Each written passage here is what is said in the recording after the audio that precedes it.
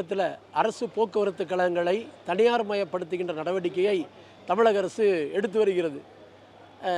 மாண்புமிகு முதல்வர் கருணாநிதி அவர்கள் முதலமைச்சராக இருந்த காலத்தில் தனியார் பேருந்துகளை அரசுடைமையாக்கிய வரலாறு தமிழகத்தில் இருக்குது. ஆனால் இன்றைக்கு அரசுடைய கேந்திரமான துறைகளான போக்குவரத்து, மின்சாரம் உள்ளிட்ட அனைத்து துறைகளையும் தனியார் மயப்படுத்த வேண்டும் என்ற முடிவில் அரசாங்கம் செல்கின்றது. கிட்டத்தட்ட 1,10,000 போக்குவரத்து தொழிலாளர்கள் பணியில் இருக்கக்கூடிய சூழல். ஒரு 40,000க்கு மேற்பட்ட காலி பணியிடங்கள் இந்த துறையில் இருக்குது. இன்றைக்கி அரசாங்கம் தொழிலாளர்களுடைய கோரிக்கைகளை நிறைவேற்றுவதற்கு பதிலாக பொருளாதாரம் சம்பந்தமான கோரிக்கைகளின் மீது எந்த கவனமும் அரசு செலுத்துவதில்லை.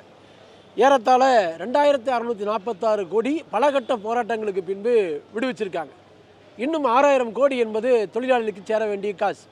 அது எந்த காசுனா, தொழிலாளிகள் ஓய்வு பெற்ற பின்பு அவர்களுக்கு ஓய்வு கால பயன்களை உடனடியாக வழங்கியிருக்க வேண்டும். மாறாக 1 வருடம் 2 வருடம் கழித்து வழங்குகின்ற நிலைமை என்பது இருக்குது. அரசாங்கம் இதற்கு சொல்லுகின்ற காரணம் என்பதுனா, அரசு போக்குவரத்து கழகம் நஷ்டத்தில் இயங்குகிறது. வரவுக்கும் செலவுக்குமான வித்தியாசத்தை தொழிற்சங்கத்தை கொடுத்து பேச்சுவார்த்தை நடத்தி எப்போ வழங்க முடியும் என்று தீர்வு எடுக்க வேண்டிய நிலைமைக்கு அரசு வர்றதில்லை. மாறாக காலம் கடத்துகின்ற முயற்சி. இதனிடையே தான் கிட்டத்தட்ட 650 பேருந்துகளை சென்னையில் ஹோம் என்று சொல்லக்கூடிய ஒரு தனியார் நிறுவனத்துக்கு கிராஸ் என்ற அடிப்படையில் ஒரு டெண்டர் விட்டுருக்கிறாங்க. 650 பஸ்ஸை இன்றைக்கி பஸ்ஸு, பேட்டரி பஸ்ஸு இயங்க போகுது. இது தனியார் மயப்படுத்துகின்ற நடவடிக்கை தான். இது முழுமையாக அரசு தொழிலாளர்களே இயக்குகின்ற வகையில் பேருந்துகள் நடத்துனர்கள் அரசு துறையில் எடுக்க வேணும் அப்படிங்கிறதா இவங்களுடைய மெயினான கோரிக்கை.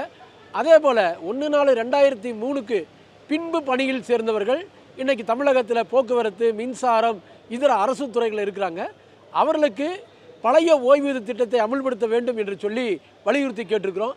இதை விட என்னென்னா, அரசு பேருந்துகளை முறையாக பராமரித்து மக்கள் சேவையை பயன்படுத்துகின்ற வகையில் தரமான தளவாட பொருட்களை, பேருந்தினுடைய சாதனங்களை அரசு வழங்க வேண்டும் என்ற கோரிக்கை வைக்கப்பட்டிருக்கிறது.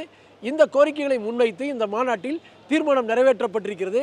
தமிழக அரசும் போக்குவரத்து கழக நிர்வாகம் இதில் உடனடியாக தலையிட்டு தொழிலாளர்களுடைய வாழ்வாதார பிரச்சனை, மக்களுடைய வாழ்வாதார பிரச்சனை ஒரு சேவைத்துறை என்ற முறையில் இதில் கவனம் செலுத்த வேண்டும் என்று இந்த மாநாடு வலியுறுத்தி கேட்டுக்கொள்கிறது.